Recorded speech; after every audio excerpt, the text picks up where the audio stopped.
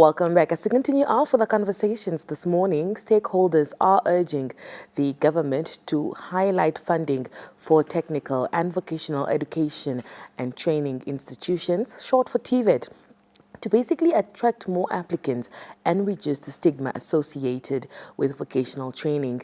TVETs are not only for those who did not meet university requirements, but are also another form of higher learning, offering necessary training similar to that of universities.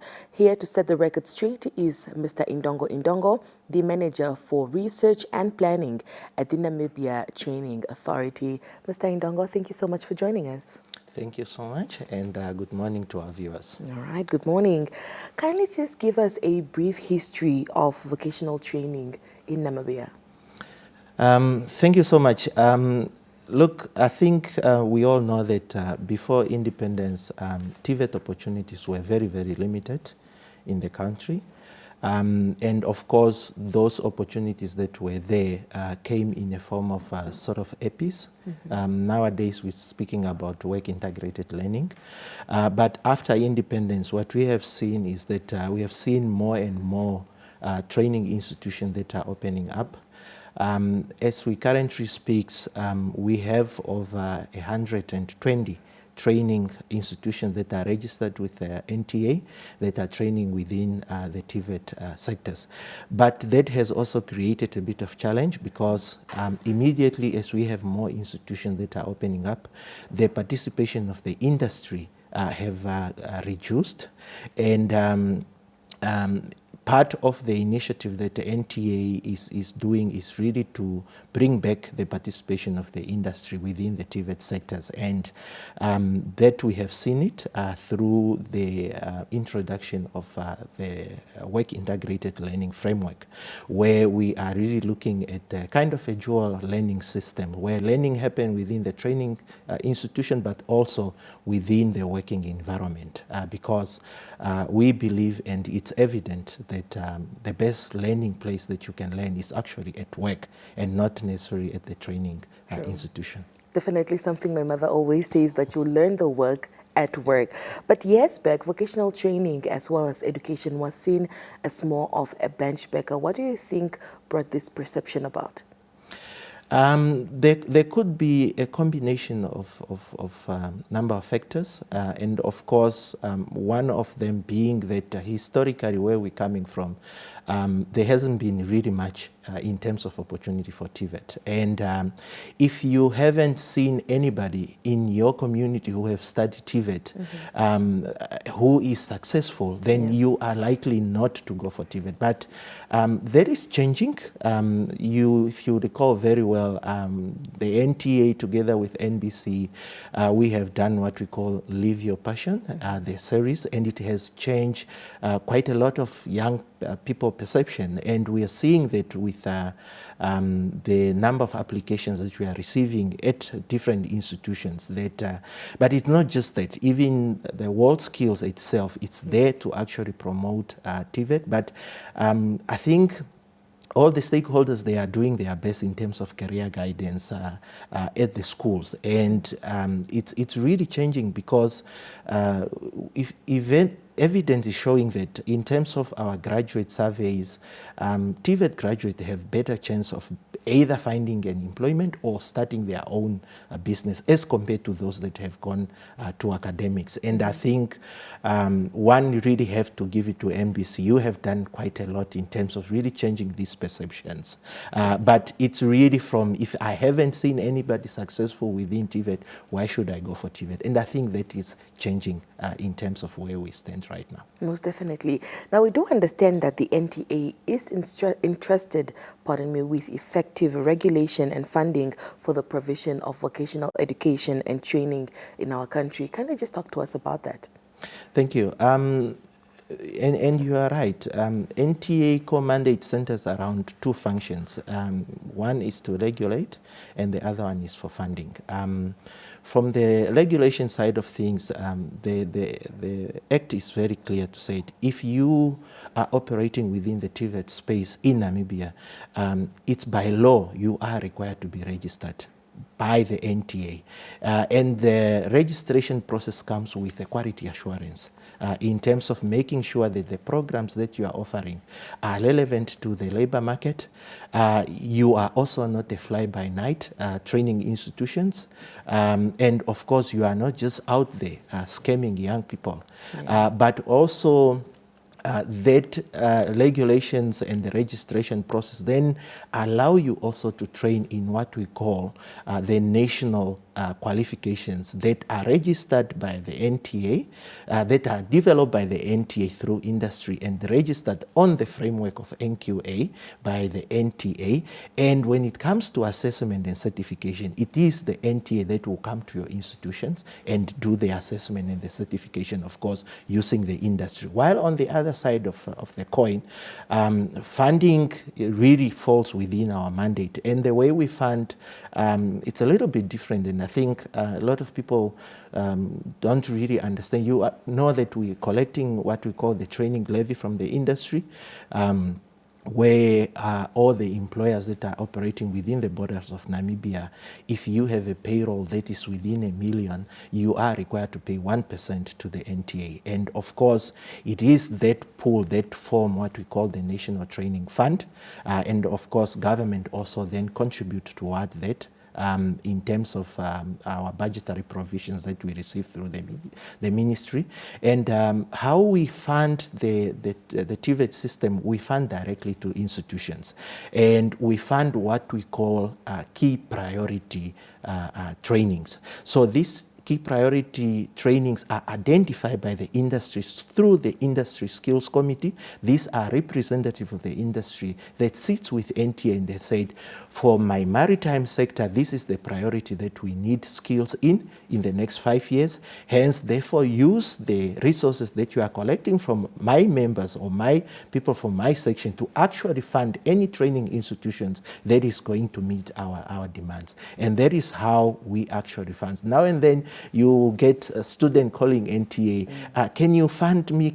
We don't directly fund trainees, but we fund institutions. Therefore, the students and learners who are looking for opportunities within training institutions, they can ask and say, these courses that I'm applying, is it funded by the Namibian Training Authority or it's not? Right. And then they should be able to get that response from the training institutions. All right. Saying that we're speaking about prioritizing skills, we do understand that the NTA is also looking into the vocational education and training when it comes to the field of oil and gas. We are basically, headed into the right direction, right? Seeing that these are some of the skills that the NTA will be giving out.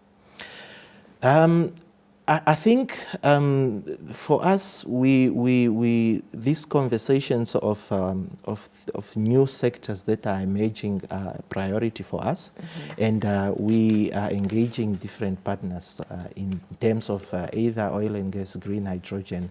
But to be more specific, you know very well that in terms of the government policies, that government have taken a position that there should be a footprint of the public VTC or state-owned VTC in each of the region. And not long ago, we have opened up a VTC in Corrihas. We are about to open up another VTC in Karas, and to be specific, in Keetmanshoop.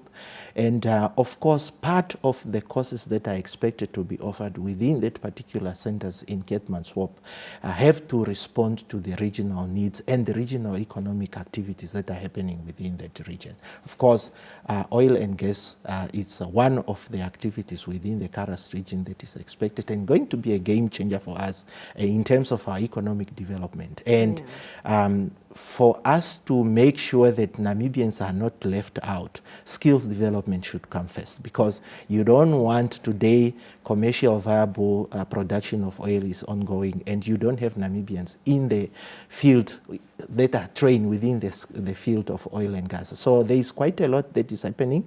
We are engaging our stakeholders within the Ministry of Mine. We're working together with Petrofund, and we're looking at how do we make sure that first of all, we get a center in Namibia that is called OPITO accredited, that should be able to offer trainings in terms of people that can work at these oil rigs.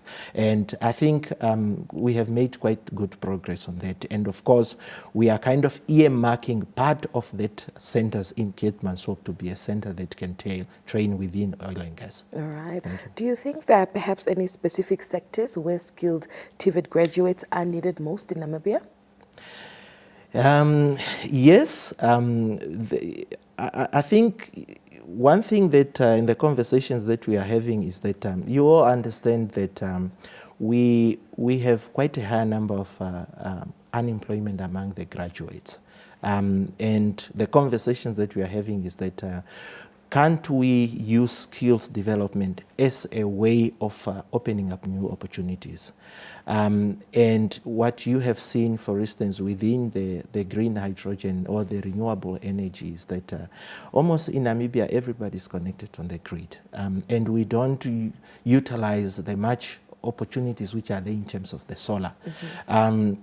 The NTA is again working with our international partners to assist us and build the capacity in areas that are exciting, such as the solar and the renewable energy. And we have developed new qualifications that are being rolled out to different institutions that should be able, Namibia, to become self-sufficient when it comes to energy. And very soon, what if South Africa decided enough is enough, we are getting too much, we have load shedding on the other side, Namibia don't have load sheddings. What if they say we should also have load sheddings? How are we going to power our hospitals? How are we going to power even here where we are? So we are looking at these opportunities, and in terms of skills, we are really trying our best to make sure that areas that are not tapped, in terms of value addition to our resources, there is so much that we are exporting in terms of our resources that we don't have processing plants, we don't have manufacturing, and also in terms of agriculture, agro-processing. And we are looking at these areas to make sure that we develop our skills. We have the Nakatal Dam. In terms of skills, who are those that are going to man these agroponics and aquaponics and so on?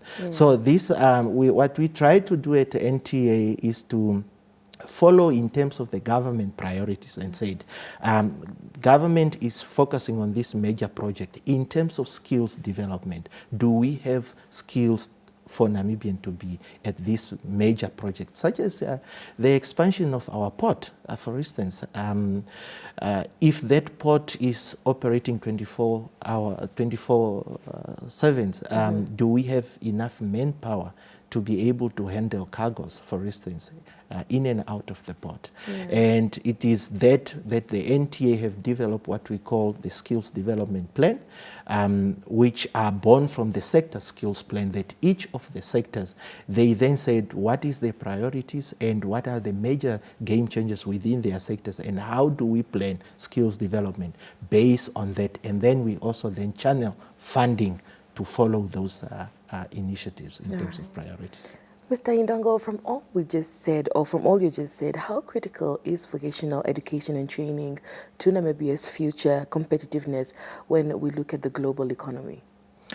I think it's very important that we recognize, and I think almost everybody have recognized the importance that TVET play in terms of your country development. We have seen countries such as Singapore. It's one of the greatest examples that we always give and benchmark with in terms of how they were able to change their economy by investing so much into TVET.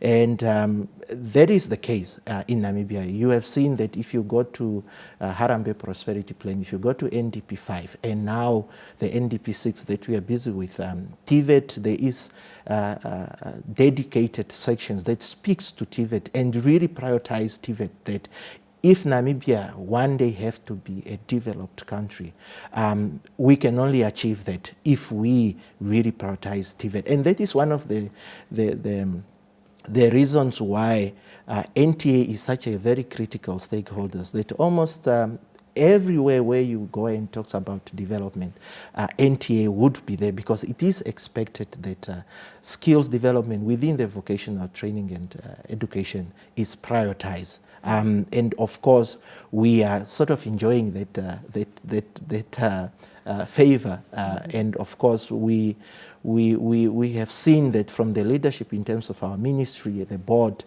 everybody's really have pulled up the socks. It's not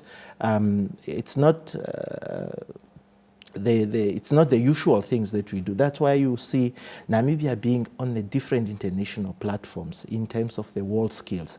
And we don't just go there to participate, but it's really benchmarking and really trying to see what is that people have done that is different. But also in terms of the skills development, it's getting there.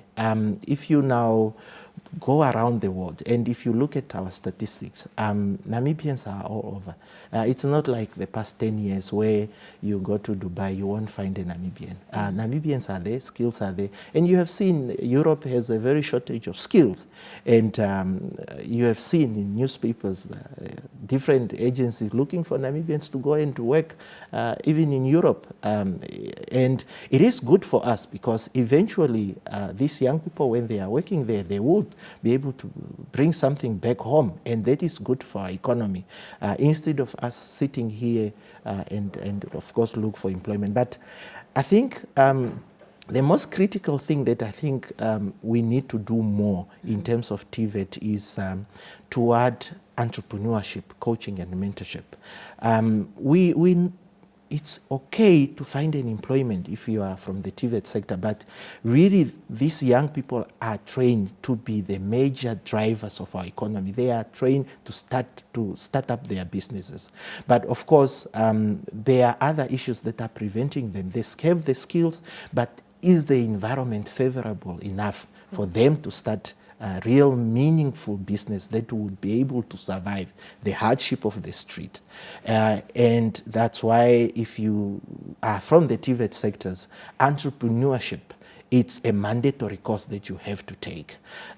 Industrial attachment, it's a mandatory course that you have to go to the industry before you graduate. And I think with a bit push off here and there, and of course with the right rigor instrument, we will get there as a country. All right. Perhaps briefly and shortly before we let you go, NTA, we definitely know that you set up Skills, World Skills Namibia. Can you just talk to us about some of the plans for this year? Briefly, sir.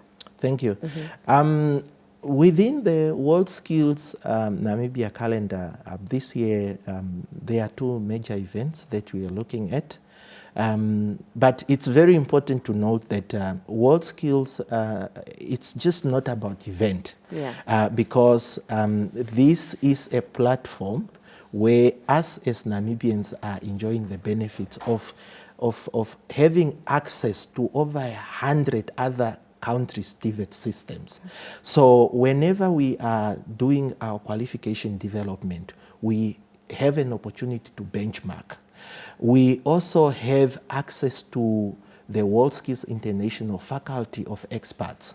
And of course, these experts would come in and really work with us in shaping our systems. And I think that opportunity is actually bigger than the events themselves. But coming back to your questions, this year, of course, Africa is expected to host what we called World Skills Africa competition. You remember very well, not long ago, we hosted that event. We were, in fact, the last country to host it at Swakopmund. Yes. It was such a very beautiful event. And of course, this year, that World Skills Africa competition is expected to be hosted by Zambia. We understand they are making advance in terms of the preparations. And of course, the teams from World Skills will come to NBC to talk about their preparation and how Namibia is going to participate in it. Right. The second event that we are looking forward is that we would be hosting our national competitions.